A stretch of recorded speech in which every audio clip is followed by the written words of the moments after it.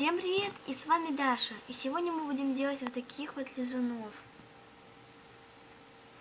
И да, я вам покажу самые легкие лизуны. И как же их, конечно же, сделать.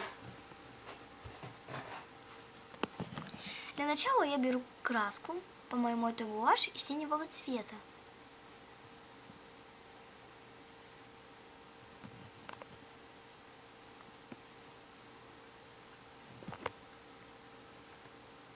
И беру либо жидкое мыло, либо бальзам, либо гель для душа, либо шампунь.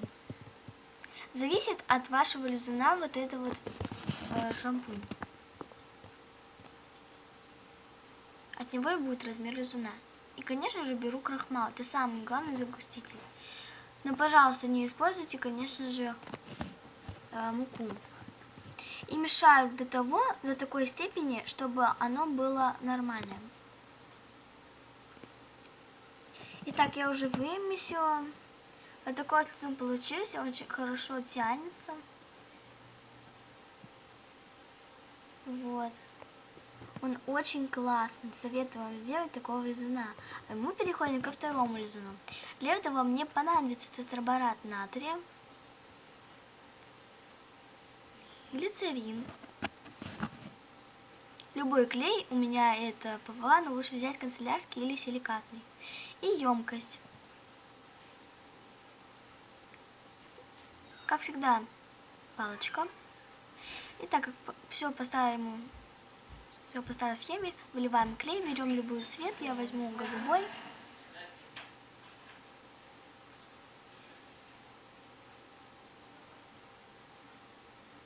Добавляю немножечко глицерина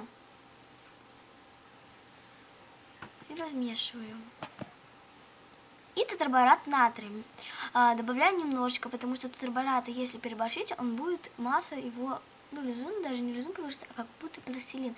И он даже не будет тянуться. И мешаем, чтобы получился лизун. Вот такой вот лизун у меня получился. Очень крутой на ощупь.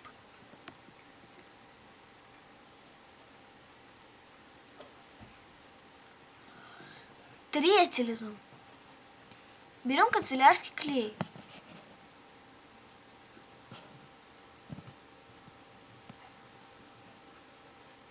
Или силикатный. Выливаем. И берем опять цвет. Я возьму фиолетовый.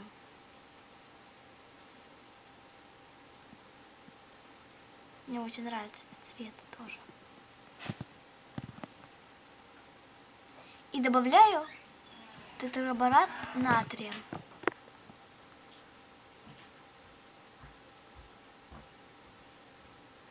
Два раза.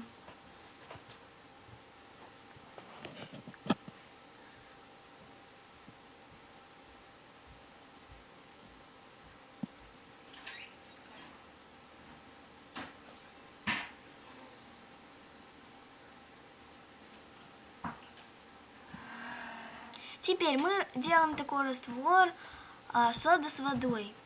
И туда как бы наливаем немножечко, чтобы он не прилипал. И вот такой вот классный лизун получился.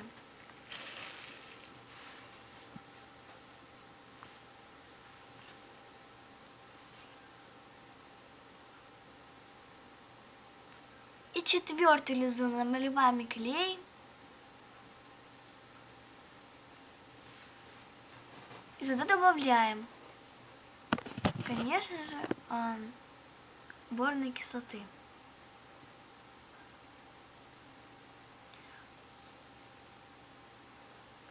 И получается вот такой вот прозрачный лизун. Он тоже очень классный на ощупь, очень простой. И, конечно же, пятый лизун. Наливаем клей, берем краску, я взяла зеленую, наливаем немножко глицерина. И, конечно же, тетраборат натрия. И у меня получились вот такие вот классные лизуны. Я думаю, вам понравилось это видео. Ставьте пальцы вверх и подписывайтесь на мой канал. Всем пока!